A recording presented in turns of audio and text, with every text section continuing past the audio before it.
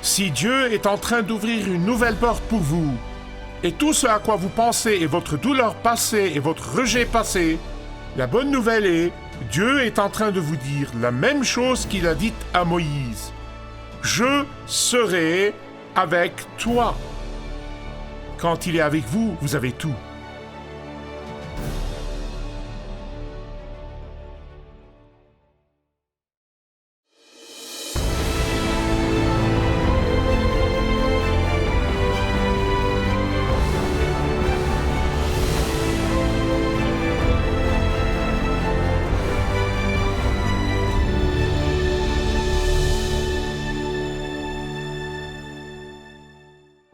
Vous savez, dans une centaine d'années, si le Seigneur n'est pas retourné alors que des livres d'histoire sont écrits à propos de notre temps et notre génération, je pense qu'il dirait que notre génération a perfectionné l'art de donner des excuses. Maintenant, pour dire vrai, le fait de donner des excuses plutôt que d'assumer la responsabilité est aussi vieux que le jardin d'Éden.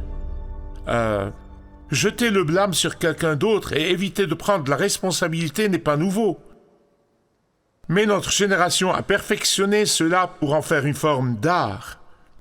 Depuis qu'Ève a dit « Le diable m'a fait faire cela » et Adam a dit « Ève m'a fait faire cela », l'humanité répète ce refrain tant et si bien comme je l'ai dit que c'est devenu acceptable. Quand Dieu est apparu à Moïse pour la toute première fois dans le désert, Moïse avait au moins 4 excuses pour lesquelles il ne pouvait pas revenir et sauver le peuple de Dieu de l'esclavage en Égypte. 4 pour lesquelles il ne pouvait pas faire ce que Dieu lui a demandé de faire. Je ne veux pas que vous manquiez l'ironie ici, d'accord? Je ne veux pas que vous manquiez l'ironie. 40 ans plus tôt, Moïse pensait qu'il était la personne qui allait les délivrer de l'esclavage en Égypte, vous vous rappelez? Mais pendant ces 40 ans, avec les Madianites, avec tous ces Bédouins dans le désert, Moïse a perdu sa confiance en soi.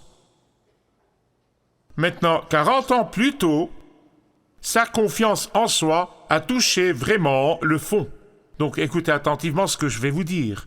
Nous avons un grand Dieu et un Dieu qui est le meilleur pêcheur du fond qui soit. La spécialité de Dieu est de sauver ceux qui sont tout au fond et ont touché le fond. Dieu aime élever ceux qui ont touché le fond. Dieu ne dédaigne pas ceux qui ont le cœur brisé. En titre de fait, David nous dit qu'un cœur brisé et contrit, Dieu ne le dédaigne pas. Mais si vous nous visitez aujourd'hui, nous apprenons comment Moïse a abandonné l'or du monde pour la gloire de Dieu. Mais cela n'est pas arrivé du jour au lendemain, il y a eu un processus, et c'est pour cela que je voulais vous encourager et vous montrer comment Dieu a traité avec lui et comment Dieu traite avec chacun d'entre nous. Et il traite avec chacun de nous différemment. Je peux vous dire que Moïse avait un esprit sensible. Oui, un esprit sensible, je vais vous le montrer. Pendant 40 ans dans le désert, avec les Madianites, il était maussade. Il était maussade à cause du rejet de son propre peuple. Néanmoins, il ne peut y avoir aucun doute que Moïse est l'homme de Dieu. Il était l'homme de Dieu sans aucun doute. Mais il devait apprendre qu'il devait servir Dieu à la façon de Dieu, avant tout au moment choisi par Dieu. Et donc, pendant 40 ans, le vieux Moïse errait comme le berger des moutons de son beau-père Jéthro avec tous ses Bédouins dans la terre de Madian. Et probablement, en ce temps, 40 ans plus tard, Moïse a commencé à dépasser sa douleur émotionnelle. Je vais vous le montrer de l'Écriture. Il ne peut y avoir aucun doute que dans la terre de Madian, la vie de Moïse, pendant ces 40 ans, alternait probablement entre la dépression et l'espérance, entre le souci concernant le sort de son peuple et une sensation de désespoir, entre vouloir faire quelque chose et une sensation de résignation. Vous diriez, comment sais-tu cela? Je suis heureux que vous l'ayez demandé parce que je veux vous le montrer. Dans l'Ancien Testament, la façon dont ils nommaient leurs enfants est une indication de leur morale en ce temps. Pauvres enfants. Je vous le montrerai de l'Écriture. Si vous aviez la joie, une humeur joyeuse, vous donniez à vos enfants des noms très joviaux, des noms joyeux. Si vous étiez morose et découragé et déprimé, vous leur donniez des noms tristes. Laissez-moi illustrer cela. Vous rappelez-vous Élie, le prêtre, dans le temple où Samuel est allé, où il a vécu et a servi avec lui, vous rappelez-vous cela? La belle-fille du grand prêtre Élie était enceinte, elle l'accouchait, et elle était sur le point d'avoir son bébé. Quand quelqu'un est venu avec de mauvaises nouvelles, ils ont dit « Ton mari a été tué pendant la bataille, son frère a été tué pendant la bataille, et Israël a perdu la guerre contre les Philistins. » Et elle était totalement déprimée, donc elle a appelé son fils Ichabod. La gloire du Seigneur a quitté. Donc ceci est arrivé ici avec Moïse, la même chose.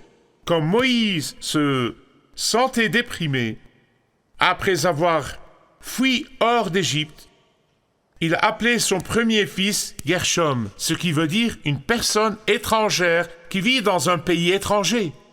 Mais ensuite, plus tard, comme il a commencé à faire l'expérience de guérison émotionnelle dans sa vie, comme il a commencé à faire l'expérience de toutes sortes de guérisons de cette expérience négative passée, qui était une expérience horrible en Égypte, il a nommé son deuxième fils Eliezer, ce qui veut dire « le Seigneur m'a délivré ». Et il a commencé à faire confiance en la souveraineté de Dieu de nouveau. Je parle bien sûr d'avoir été délivré de l'épée de Pharaon. Donc, pendant ces 40 ans, où Moïse passait par l'école de Dieu dans le désert, et je sais que certains d'entre vous passent peut-être par ce désert maintenant, vous passez par une période sèche maintenant, et vous avez soif de Dieu maintenant. La bonne nouvelle est que l'école du désert n'a qu'un seul enseignant, et son nom est Yahweh. Et il est le meilleur enseignant. Dans l'école du désert, il n'y a pas d'adorateur du soleil comme en Égypte. Dans l'école du désert, il n'y a pas d'adorateur de nature comme en Égypte. Mais là-bas, il rencontre et fait face à et voit le Dieu même qui a créé le soleil et la lune et les étoiles. Là-bas, il rencontre le Dieu qui est le créateur de la nature. Que disait Dieu à Moïse? Il préparait Moïse à supporter le peuple le plus acariâtre, irritable et plaintif sur la face de la terre. Il n'aurait jamais appris cela dans le palais somptueux de l'Égypte. Pas du tout. Seulement en travaillant avec des moutons stupides pouvait-il apprendre comment diriger ces personnes hors de l'Égypte. Tournez avec moi à l'Exode chapitre 3 et 4. Quand nous venons ici au chapitre 3 du livre de l'Exode, nous voyons en fait Moïse sur le point de vaincre et sur le point de faire l'expérience de guérison de blessures passées. Et alors que cela arrivait dans sa vie, regardez ce qui arrive. Dieu se montre. Et il ne se montre pas juste pour dire « Hé Moïse, comment vas-tu mon ami ?» Non, il lui dit « Moïse, je te renvoie en Égypte. En Égypte. Je viens à peine d'arrêter de trembler à chaque fois que j'entends le terme Égypte. » Dans le buisson ardent, Moïse le voit en feu, mais il n'est pas brûlé. Et là, Dieu le fait faire face à son passé. Dieu s'est montré. Dieu se montre au milieu de ce buisson ardent et dit à Moïse, « Retourne en Égypte. » Et il a dit, « Ouh, n'importe où, mais pas là. Je voulais que tu libères mon peuple. Cette fois, moi, je le ferai, pas toi. Cette fois, ce sera fait en mon nom, avec ma puissance et autant que moi je choisis. » Ce n'est pas surprenant. Ce n'est pas surprenant, à moins que vous ne soyez super spirituel. Et vous êtes peut-être super spirituel, je peux vous le dire maintenant, je ne le suis pas. Et donc ce n'est pas surprenant que Moïse ait immédiatement donné 4 excuses pour lesquelles il ne devrait pas y aller. Lisez-les avec moi. 4 excuses différentes, l'une après l'autre. Que dit-il à Dieu? Voici une traduction de Youssef, d'accord? Vous ne la trouverez pas dans vos Bibles. Une traduction de Youssef. « Seigneur, j'ai échoué une fois, je ne veux pas échouer de nouveau. Seigneur, j'ai mal compris ta volonté une fois, je ne veux pas faire ceci de nouveau. » En passant, Moïse n'a pas mal compris la volonté de Dieu, il a mal compris le temps choisi par Dieu. Et donc, excuse numéro 1, verset 11, chapitre 3, Exode. « Qui suis-je » C'est une façon hébraïque de dire « tu as le mauvais type ». Tu as le mauvais type. Qui suis-je? Qu'est-il arrivé à Monsieur Égypte?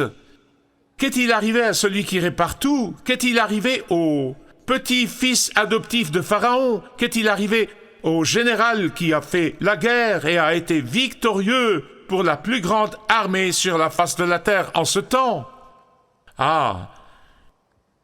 Tout cela a été enlevé à Moïse.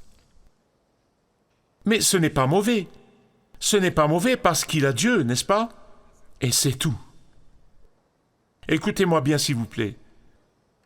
Maintenant, certains d'entre vous se sentent peut-être inadéquats pour ce que Dieu vous demande de faire.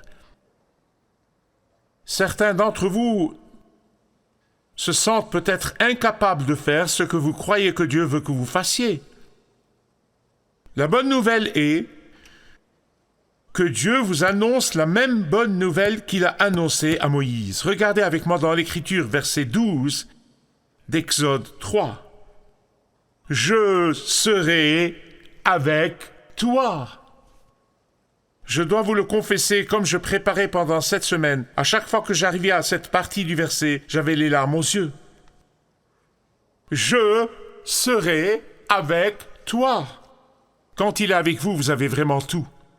Je sais que je parle à quelqu'un ici aujourd'hui et probablement quelqu'un qui regarde quelque part dans le monde. Maintenant, je parle à quelqu'un qui se sent brisé, qui sent qu'il est un échec et qui permet à ce brisement et cet échec de le paralyser.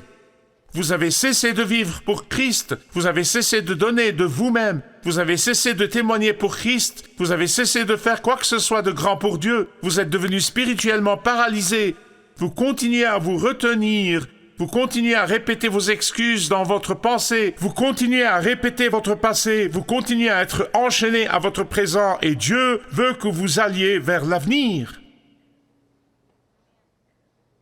Excuse numéro 1. Qui suis-je? Tu as le mauvais type. Je ne suis rien, je ne suis personne. Excuse numéro 2. Qui dirais-je m'a envoyé? Maintenant, vous savez ceci, au Moyen-Orient, les noms sont très importants, extrêmement importants. C'est qui vous connaissez et ce qu'est votre nom de famille. Et votre nom de famille est très important, il l'est vraiment. Rappelez-vous ceci. Moïse avait un nom important en Égypte. Il l'était. Son nom ouvrait des portes. Son nom faisait que les gens saluent. Son nom était puissant. Son nom faisait marcher les choses. Son nom avait une force énorme.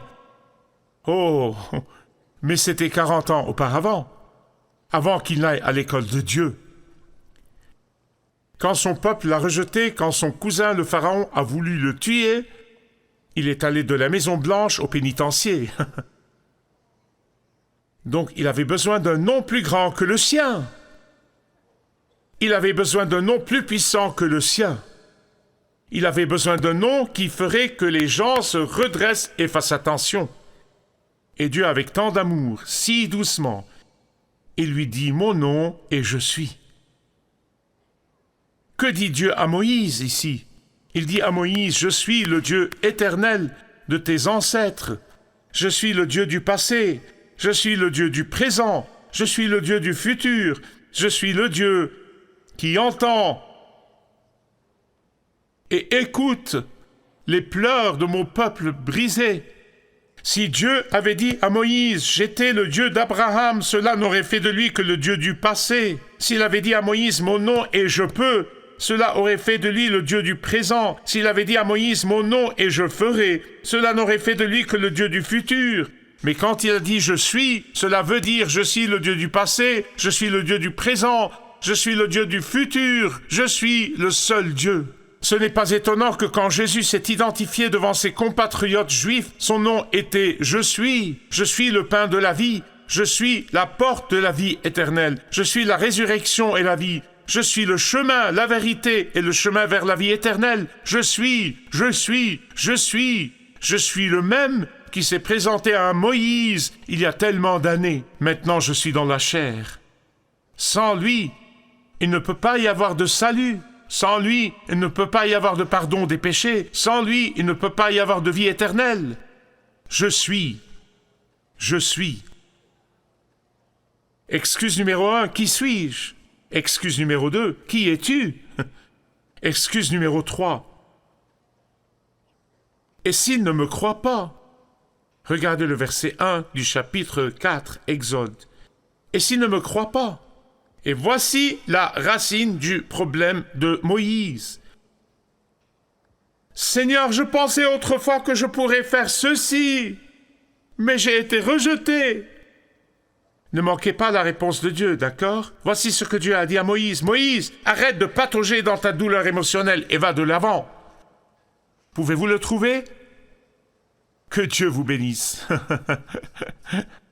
Arrête de te vautrer dans la boue et va de l'avant. Ce n'est pas mon Dieu.